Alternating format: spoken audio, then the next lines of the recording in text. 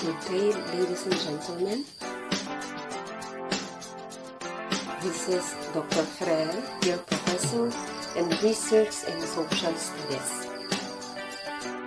Our next topic is on the research problem. Day to day, we experience problems, whether it is very significant or very insignificant. Yet, those are problems. But how it differs from a research problem? According to an author, a research problem is any significant, perplexing, and challenging situation. These situations can be real or artificial. When we say real, we experience it. When we say artificial, it might be a creation of a writer, or it might be something to happen in the future. However, the solution of these problems requires some reflective thinking. So it is not just thinking, but reflective thinking. There are some elements of a research problem. They are actually composed of 5 elements. The first is, who will be the persons to be involved in your research? Data speaks for the population or the universe from whom the data are to be collected. As to how long were you going to do that research? So data speaks for the time or the duration of your research, the period of your study. You will also ask yourself, where I am going to conduct this research? And that will serve as the locale or the place of your study. Then knowing the problem, you have to determine what topic for that specific problem you wish to investigate. And that becomes your subject matter. And the last one is the aim or the purpose. When you think of a problem, you have to think also of why you're doing that, or why you wish to solve that problem, why you wish to investigate that problem. That serves as your purpose. So again, the 5 elements of your problems are the aim or purpose, the topic, the locale, the time, and the population. Next is the guidelines in the selection of a research problem. Authors have given us these guidelines that serves as your guide in choosing your research problem. First is, the research problem or topic must be chosen by the researcher himself. So it's very clear that you, being the researcher, will be the one to choose your research problem. You can also ask ideas from research experts or research professors, but at the end, you have to decide your own research problem. Next is, it must be within the interest of the researcher. As what I am saying earlier, you should be the one to choose your problem. And in doing so, make sure that the problem is within your interest as a researcher. Next is, it must be within specialization of the researcher. Whether you are in the social studies, in business, or in human resource management, make sure that in choosing a problem, it is within your specialization, because that is your edge. Refrain from choosing a problem where you are not specialized with. Next, it must be within the competence of the researcher to tackle. So make sure that you can do it. It is within your ability to do it. Refrain from choosing a problem beyond your competence to tackle. Next is, it must be within your ability to finance. You know, doing research is quite expensive. So in choosing a problem, consider your financial capacity. Questions like, do I have enough resources to finance this kind of problem? So make sure that from the start, in choosing your problem, it is within your ability to finance. Next is, it is researchable and manageable, meaning data are available and accessible. Being available does not necessarily mean accessible. Data might be there and they are available, but you might not have access to that. So, make sure to remember that. Next is, data must meet the standards of accuracy, objectivity, and verifiability. So, in doing research, particularly in choosing our data, make sure that they are accurate, they are objective, and can be verified. And answers to specific questions or sub-problems can be found. When you have chosen your problem already, you have to break down in problem into sub-problems. So, from the start, you have to make sure that these sub-problems or specific questions can be answered by your data. And hypotheses formulated are testable. There are researches that employs hypotheses. So, in conceiving your problem, you have to make sure also that if you include hypothesis, it can be accepted or rejected. And equipment and instruments for the research are available and can give valid and reliable results. So, when we do research, we always use equipment as well as instrument. And in conceiving our problem, we also have to determine whether these are available, and if they are, will they give you valid and reliable results. Next guideline is, it can be completed within a reasonable period of time. As I mentioned earlier, there will be iteration of your research, whether it will be good for 1 semester or 2 semesters. But be reminded that in choosing a problem, it is something that can be completed within reasonable period of time.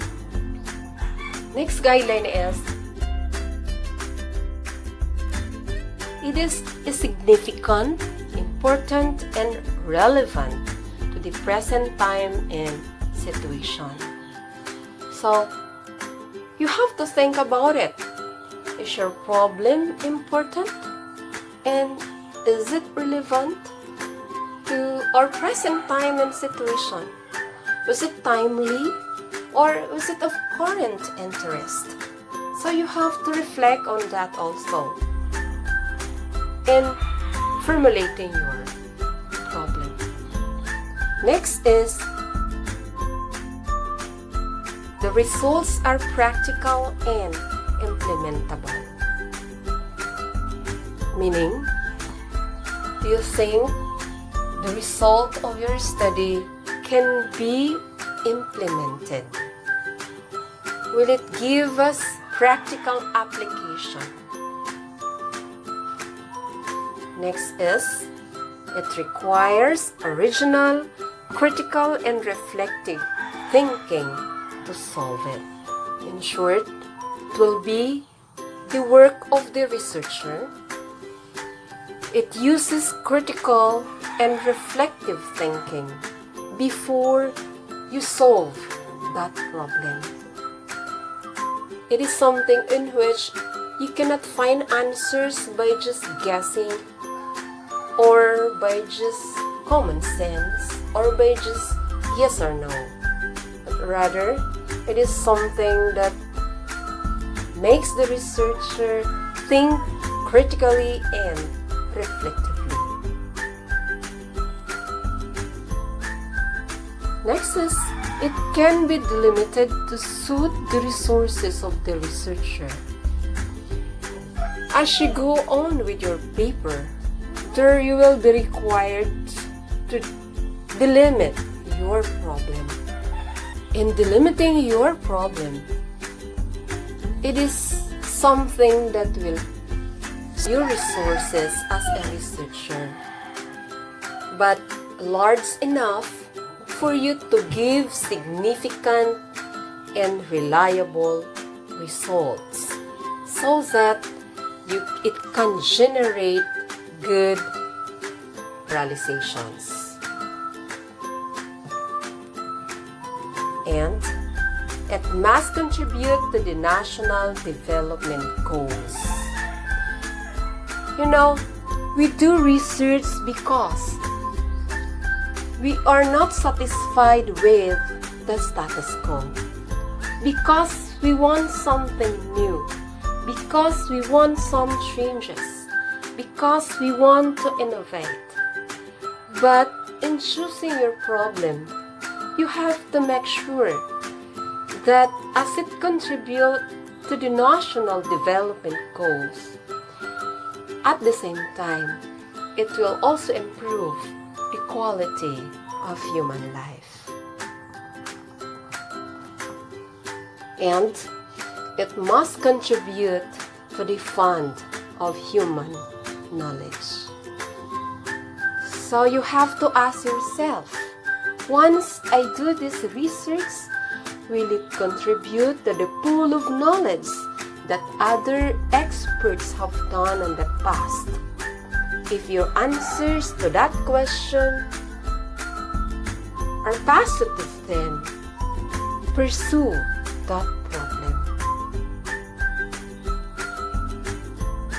Next is, it must show or pave the way for the solution of the problem. It is actually basic that once we have a problem, we try to solve such a problem. Same true with in doing research, it should be a solution to a problem. If not, it must somewhat show or pave a way for that solution of a problem. Next is, it must not undermine the moral and the spiritual values of the people. We have to be careful also in choosing our problem. Make sure that it will not violate some moral values or spiritual beliefs of people.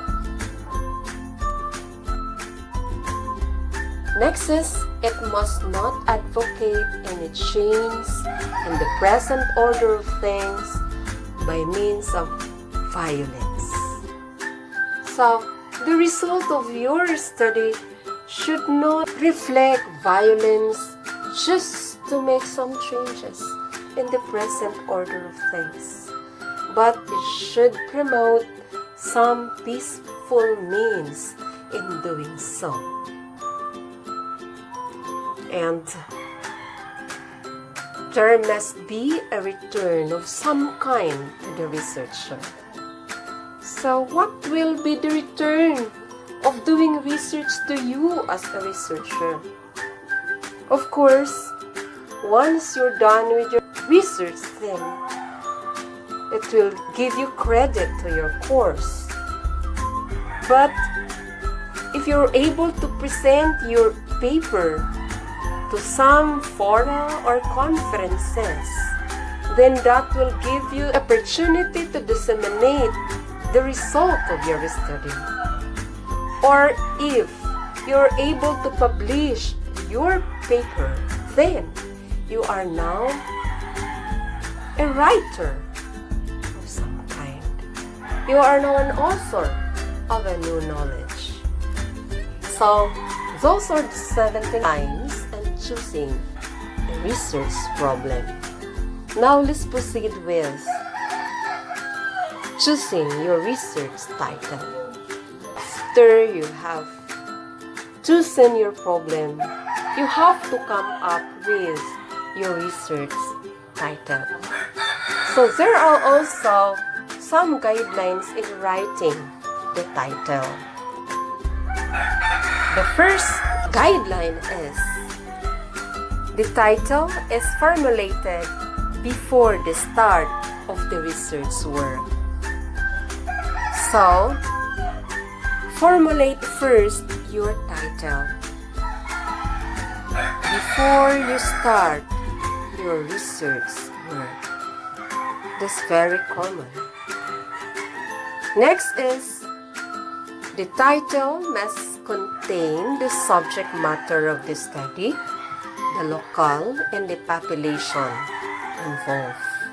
So these are the 5 elements, except the aim or the purpose.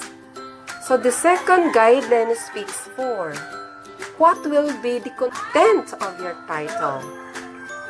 You have the subject matter, the locale, and the population. Third guideline is it must be broad enough to include all aspects of the subject matter studied or to be studied.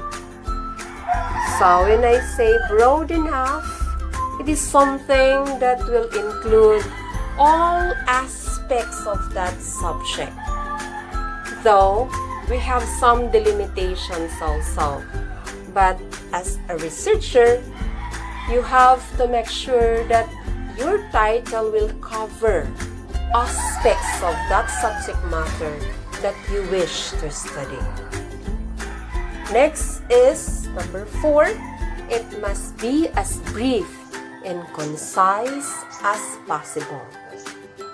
Now, when we say brief and concise, it means your title must cover the most important part of your problem.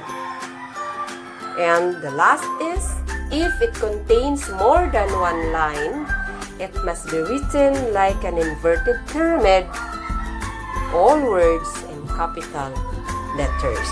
This is actually the format in the university, that if our title, research title, will contain more than one line, then you have to write it in an inverted pyramid, all words in capital letters. Make sure to refer to your book text for the practical application of the topic that we have discussed today. Again, this is your professor, Dr.